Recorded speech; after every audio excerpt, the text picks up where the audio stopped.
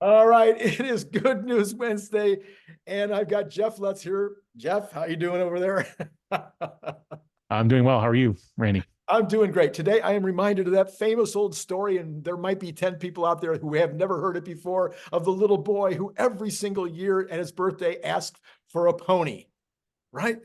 Every year, Mom and Mhm. Dad, would you please get me a pony? Would you please get me a pony? He never got the pony year after year after year. Finally, he's about 11 years old, and he goes out, he comes home, and in the front yard is a pile of manure. And he's like, what? And the parents, they're like, they're not, haven't said anything to anything about this. About 4 o'clock in the afternoon, the parents can't find the kid. And they looking around. Oh, there he is. He's out front. He's got a shovel. He's shoveling like crazy. And they're like, what are you doing, Johnny? He says, with a pile of manure like this, there's got to be a pony here someplace. So now Master storyteller, that is Randy Kirk. that is today's story. With all Yeah. the manure that's hitting right now, there's got to be a pony there someplace. What do you think? I asked you before we went on. I said, "Are you a buyer right now?" And you go, "No, no, no, no, no." So tell me what you told me. Yeah. Yeah. I mean, I think first off, none of this is investment advice. I'm not one who can predict the stock day in or day out. Um, and that's why I have a long position in the stock. I've been investor, for over 10, 11 years now. And I have a core position in the stock, and I'm going to maintain a core position in the stock. But I've definitely lightened up on some positions. But again, I have most of my position. But in terms of like, am I adding here? No, I mean, there's have to be catalysts for me to add to the side. I'm not in love with, the letters TSLA. I love the company. I love the products. That's all I've driven for the last decade. It's all I will drive. But I have to love the fundamentals. I have to love the technicals, and both when the fundamentals and the technicals are broken at the same time. That to me is there's kind of red flashing lights going off, because right now we're below the 50-day, we're below the 200-day on the stock. So technically, it is in a quote unquote technically broken area. That's Right. fine.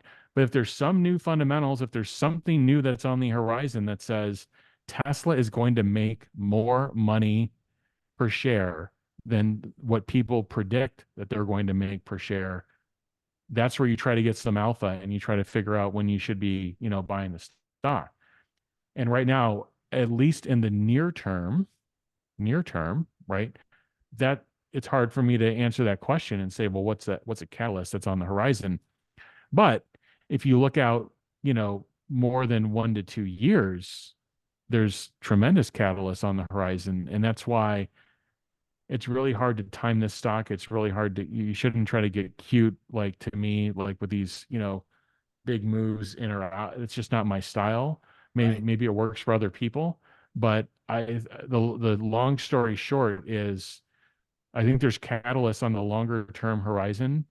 When I say longer, I'm not saying long term like 5, 10 years. I'm like, 1 to 2 years, and there's less of them, I would say, on the, you know, kind Immediate. of quarter on quarter, yeah, immediate basis. Um, so yeah, that's kind of where I'm at. Well, let's see if we can unearth a pony or two. All right, let's start with Yeah. Sandy Monroe and his associate Jason. They have a new video out today, and they say that the Cybertruck is the quietest car they've ever driven, ever. Okay, we've heard other people compare it to a Rolls Royce drive. He also says that the M3 is close to being as quiet as the Cybertruck. They continually effused in through the entire 30 minutes, just going on and on about how great the Model 3 was, calling it a huge upgrade, way more of an upgrade than they expected, and that they called it a dream to drive.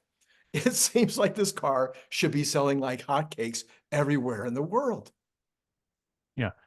Yeah, and what are we dealing with? They're fundamentally challenged, or they're at a port of the ramp curve where, there's a lot more demand than supply. So when you think about EPS and you think about the balance sheet, what's good is they did the hard thing, which is they got the product right. Right. Many companies don't get the product right. And my guess is they got the unit economics right. And that's the thing with Tesla.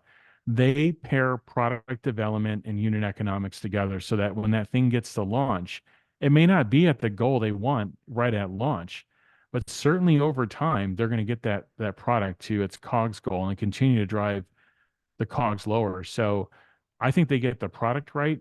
But right now, when you talk about, unearthing a pony, if they can't produce them in volume, and certainly the Cybertruck would not be at its unit economics goals yet at a couple hundred a week, um, they won't impact the bottom line yet. But a year from now, you're going to have two successful products in volume.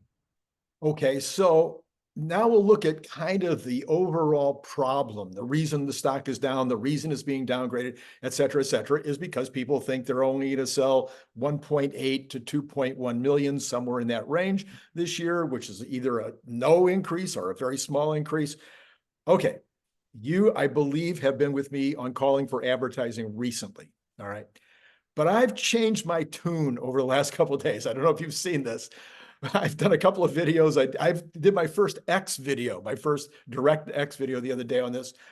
I'm saying if they can't sell, okay, I don't think there's any question they're going to sell every Cybertruck they make and every Model 3 they make. I just don't see how they're not going to sell as many of those as they have capacity to make. So it's got to be about the Model Y, the best-selling car in the world.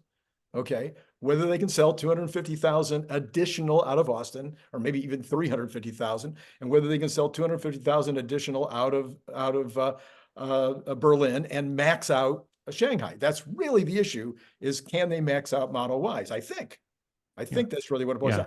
down. Can they sell them? Not can they make them? Can they sell them? I think that's the issue. Yeah. And I Yeah. and I've been in sales and marketing my whole life. And I'm thinking to myself right now, if my sales and marketing department's bringing me excuses rather than sales, if they're saying, oh, the products are a problem, or, it's an old product now, or the prices aren't right, or there's all kinds of problems in Japan and Canada. Oh, the business climate isn't right. The interest rates are crazy. If my sales and marketing if my sales guys came to me with that, I would be like firing people. You've been Yeah. out there for years and years and years in these different positions. You must have seen the sales side of the business where sales leadership was being called on to ram it up, and the ownership is going, "What's wrong with you guys?" I mean, what do you think? Yeah. And I've been a student of this is when you watch a new uh, product or platform um, ramp into the marketplace. So I was a student of analog to digital phones, and then I was a student of digital phones to smartphones, and they all started zero. And you're trying to understand what the total available market is, and what you'll find is that there's other factors involved. In the mobile phone world, it was around network infrastructure of going from basically 1G, they didn't call it 1G, but going from, the first digital data type devices to 2G to 3. And you find out that there were network infrastructure bottlenecks to work through, and then country bottlenecks in terms of the first time those countries take on mobile telephony and install any kind of infrastructure. And there's the same parallel happening with EVs. What I think what a lot of people don't realize, and there's a good stat on X, I've shared it. I think only 22% of the countries are currently taking EVs in terms of utilizing them. They have the charging infrastructure and so forth. Only so when I hear this commentary of like everybody who's like the early adopters, whoever wanted one got one, that is complete BS. It's unfounded. It is not with data. You need to talk to people that have actually do proper country by country TAM analysis to understand, are the bottlenecks solved? Is the network infrastructure in place? Why do you think Elon is traveling to all these different countries? What he's trying to do is he's trying to unearth and solve these bottlenecks, whether it's regulatory, whether it's infrastructure related, and so that you can get more, whether it's energy products or car products in. So the short answer to your question is I think we're still nascent in EV distribution, and this is going to grow. This adoption curve is going to grow year on year. It's going to grow at different rates year on year. We have an issue in US and Europe of high interest rates, and that is a problem. Right now, 1 in 8 people that go for an auto loan in the US are getting rejected. Rejected, right? Okay. So 1 in 8 people who want to buy a car can't buy a car. And that's a problem. So you probably would want that cut in half, or cut, more than half, by maybe 3/4. And then all of a sudden you've got a couple percent more buyers coming in that would want a car, can get a car. And then you have just the affordability piece of now, of like, when you go to get a car loan, it's anywhere from 9 to 12% to get a car loan versus 0 to 3%. And that knocks people out of the Tesla $30,000 to $50,000, vehicle category in some respects. So that is a real issue. It's not the silver bullet. It's not the only thing, but it's an issue. So in terms of the advertising bandwagon, I'm not on an advertising bandwagon. I'm sorry. I'm on a data bandwagon, which is like, understand if you have an awareness problem, measure awareness. Mm-hmm. Do people understand what EVs are? Do people understand what Teslas are? Do people understand that there's a difference between an EV and a Tesla? That people understand the price points of these vehicles, that they're actually lower, value per dollar versus what you would get. And do people understand how easy it is to charge product? Just get 3 or 4 basic awareness things understood. And where you have low awareness, put some information out for people, and maybe you can drive and tie that to sales. So I think measuring awareness is key. But honestly, there's no silver bullet. The US SAR is flat year on year. EVs, if the EV component of that SAR is going to grow year on year, it's the ICE plus hybrid piece that's going to be flat to declining year on year. But in that EV pie, it's not growing at 70%. It may grow at 20 or 30%. No one really knows. But that's the pie that Tesla's going after. But yeah, so you have the US and Europe, you've got a little bit of an issue with rates. You have a little bit of an issue of incentives wearing off in some areas. And then in China, you have a financial slowdown that they're dealing with in that country. Everybody is selling less cars, and they're not at the growth rate that they were the year prior, right? In China. But between where we are and that slowdown in growth rate, I just feel like I don't know. Again, maybe it's because of my bent being sales and marketing, but I feel like we have a bunch of states that are at 2% adoption rate, 3% adoption rate. Even in the states where we have huge adoption rates, like California, it's at 22, 24%. We got the Netherlands at 70, 75. The Netherlands and Sweden and Switzerland are way above that. So, California folks are rich. They can afford this kind of stuff. So I just look around and I say to myself, no. I said this the other day. Maybe you'll have a thought on this.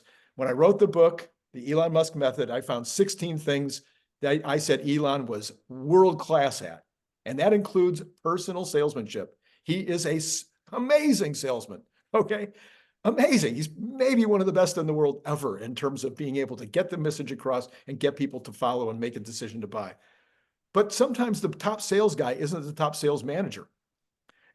Okay. Yeah. And I'm just wondering if they need that guy, a sales and marketing person, a person that's just top of the class, somebody they can hire from General Electric or some major corporation out there that knows how to go find the new distribution channels, knows how to go and start attacking in the territories where there's not much adoption, knows how to work with the marketing department to get the message that needs to be gotten out there and how to get it out there. I mean, I'm just wondering if that could be the one superpower that Elon doesn't have. Yeah.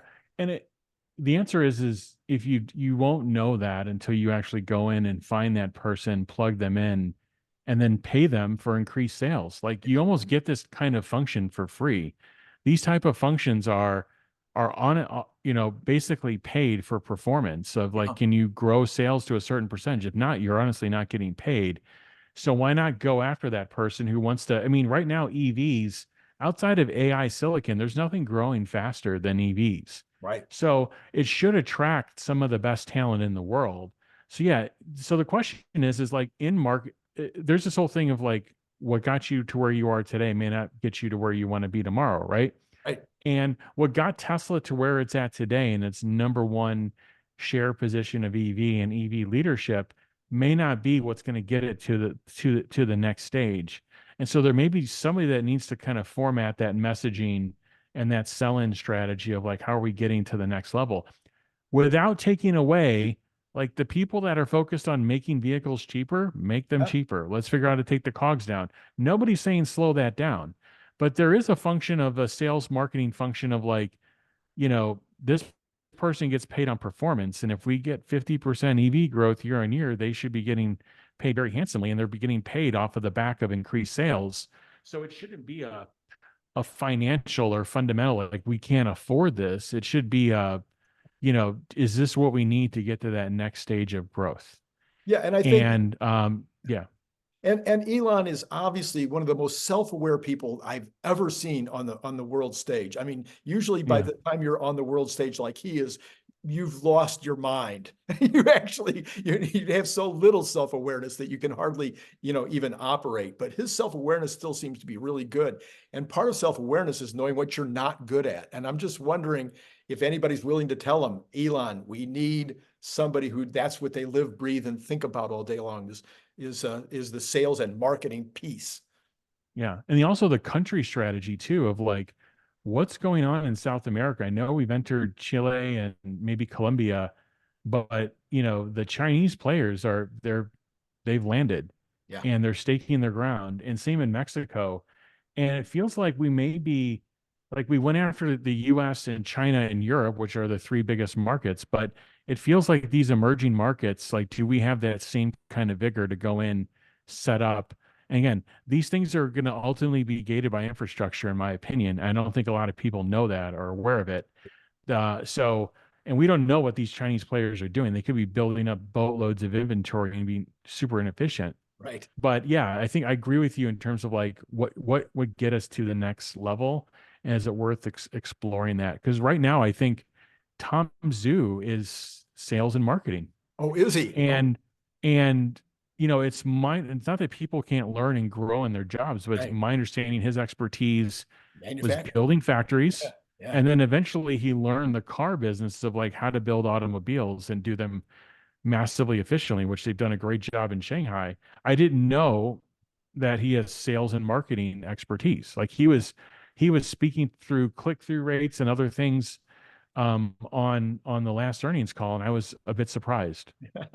Yeah, good. And again, the other thing that can happen in this world today is people can be very, very focused on the modern methods of advertising, the social media and whatnot. Elon's obviously brilliant on the X.com platform, but not be quite as in tune with what they call the old-fashioned methods, which are still really, really important out there. So if you take all that into consideration, where are you on units for 2024? I don't care about the first quarter. Where are you for the year?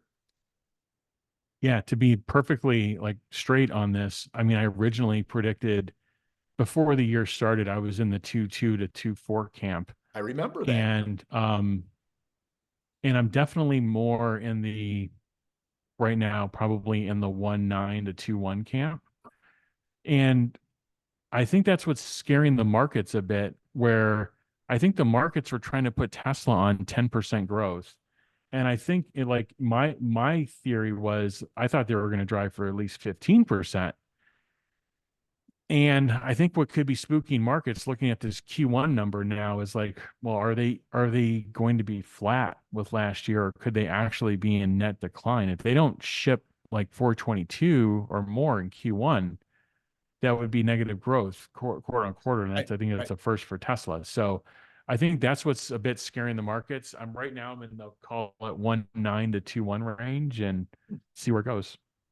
Dan Ives said today, according to Son of Walkley, I didn't see this originally, but Son of Walkley on X said, Dan Ives says Tesla stock today is a golden buying opportunity, but it won't be obvious for 6 to 9 months. Tesla from worst to best in the S&P 500. Interesting. So 6 to 9 months is his call. I have been, I'll tell you one thing that might have changed my mind today about the timing would be watching that bot from Figure One. Did you have a chance Yeah. to see that video? Oh my Yeah. goodness, that was mind blowing. Yeah. Yeah, it looks like they're able to kind of start blending the mechanical and AI worlds together more closely. And that engine from OpenAI looks pretty impressive in terms of speech, Yeah. natural language speech. Yeah. And yeah, so it looks like, but again, when you pull the covers up, are they building a supply chain in the background? Do they Right. know how to scale? Because these prototypes, I don't say prototypes are easy here, but you're going to see 80 or 90% of these players fail on two things: supply chain and Right. total economics. Sure. Yeah, well, and of course, the reason I'm excited about it is not because I'm got any stock in figure AI or because I'm rooting for them, although I kind of root for people that are doing well, and that's usually the thing I'm most excited about is when people are doing well. Is that if they're doing that, there's very little doubt that Tesla is not far behind, or maybe is already doing it. Also, they just haven't shown it to us yet. But it was not just its voice, not just its vision, but it was also moving rather quickly in terms of the performance, which has been one of the big things that the naysayers have been talking about. Oh, they're just too slow. They need to move faster. And now we've seen a couple of bots that are walking faster, that Yeah. are operating faster. So those are really encouraging. Yeah. You're seeing rapid, at least rapid prototyping and improvement in these bots. And the question's going to be is like, what is the trajectory of turning this into real economic activity at a production level? And what does this all mean? But in terms of like where we saw Tesla start, I mean, Tesla's, I guess, had their 2-year anniversary in February, right, of bot development. Yeah, And because they started on the bot, I think in February of 22, and they showed it for the first time at AI Day in September. So now we're 2 years into it, and they've got some pretty impressive demonstrations mechanically, and it looks like some of the AI starting to come together now. Yeah. So now what happens with Grok? Is there speech?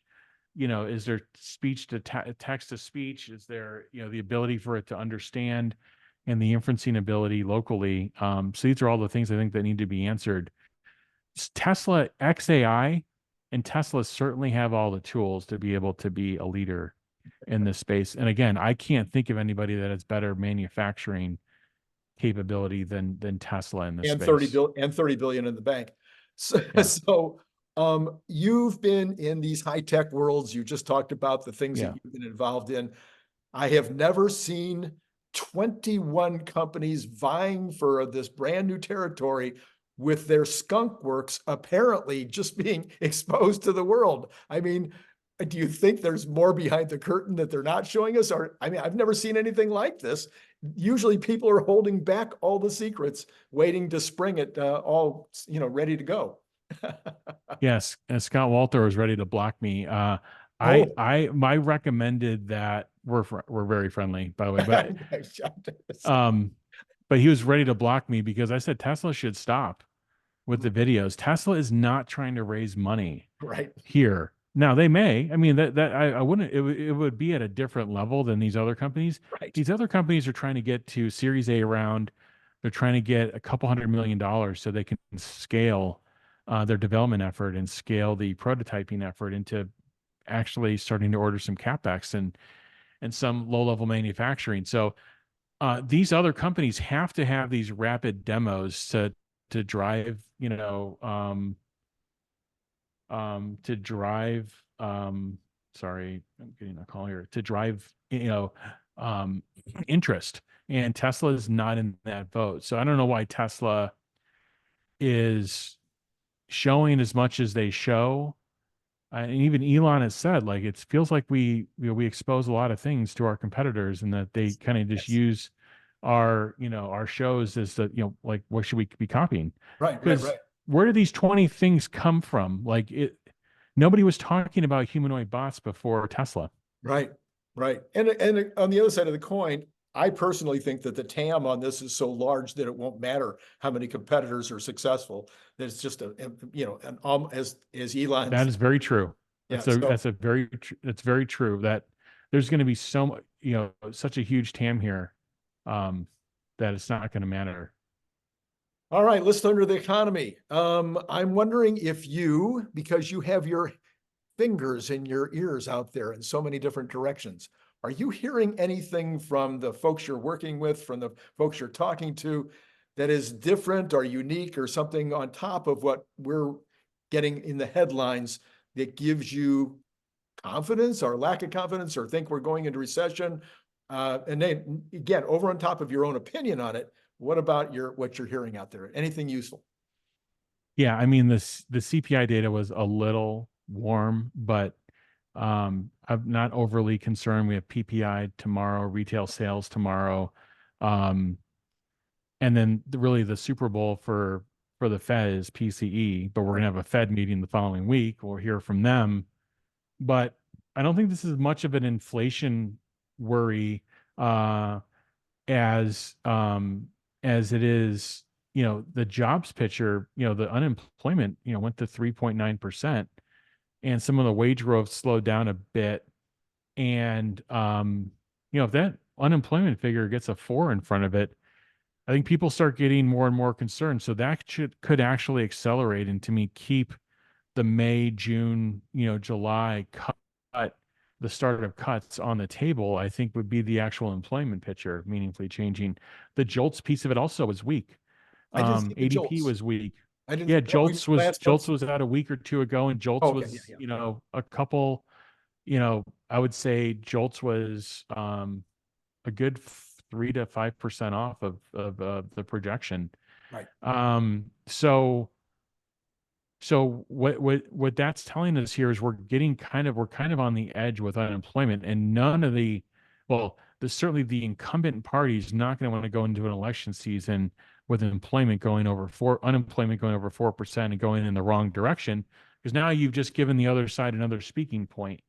So, it's kind of a mixed bag. If there's something that I'm seeing that others may not be seeing, I am starting to see copper and steel inching up in a way that, if you want to dig in a couple of those stocks for a quick run, then maybe you take a look at them. But they certainly are turning the corner. So these commodities are starting to inch up, and that could be a little bit of a concern if those start going up.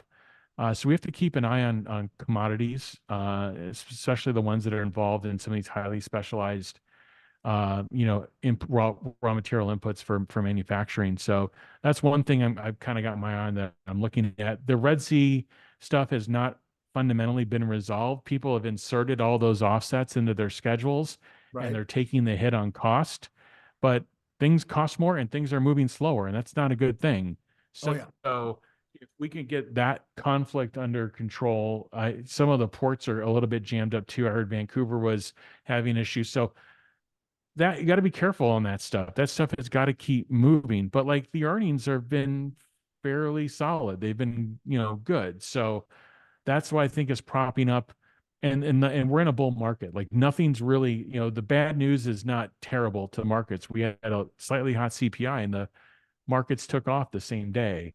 So we're definitely in a bull market, and we would need a shock, some sort of bank failure, some sort of credit crisis. Credit spreads are looking great. So GDP is has a 3 in front. So I mean, we're in a good spot. I would keep an eye on the jobs piece, keep an eye on the commodities piece. Kathy Wood the other day surprised the heck out of me. I was embarrassed not to have noticed 9% overhang on inventories still. You're right, Yeah. right up your alley. 9% overhang. That's huge. Yeah. Yeah. So and that's where some of the retail data is a bit inconsistent. And it's in certain categories, and so some things haven't cleared up, some things have cleared up. And yeah, inventories have got to get cleared up. Autos are building big time, not Tesla. I mean, from what we see coming out of Q4, not Tesla. Tesla actually tightened up a bit, but other auto is starting to stack up. I mean, I think they're in the 70 to 80 day range now on average. That's not good. That is just in the dealer network. Yeah. They target about 45 to 60 days. Yeah. And so when you're starting to get to 70 or 80, that's a huge jump in inventory. So they have so they have all these cost challenges too. It's not like their products are scarce and in demand. They actually have cost challenges. So when they have to do price protection and the um, inventory chains longer, they have more to price protect and they have a longer time before they get their new products in that solve some of these price pressure issues. So it's a bad recipe right now, a bit for auto. All right. Well, let's take a real quick look here and see if Tesla has had any kind of recovery in the after hours. My guess is not. But anyway, they're sitting at still down another 0.61%. Another, I guess that's about 80 a dollar something. No, I should go back and get the dollar figure here just a second. Down $1.04. I was pretty darn close. I should have stuck with my quick math. So along with your statement a little bit, we might be seeing a little more pain before we see gain. I think you've already spoken to that. Let's go ahead and look at the bonds. 10-year is almost flat in the after or the pre-market, I guess, 0.2 of 1 basis point. So, but still 419. My break on the 10-year, I'm hoping it doesn't go over 4.25. Do you have any senses of where you think it might go short term, or are you going to wait till tomorrow for the PPI? I think it's range bound. I think it may trigger a little bit off of PPI. I think we had a pretty good bond auction earlier today, Oh. Better than the one that was from a few days ago.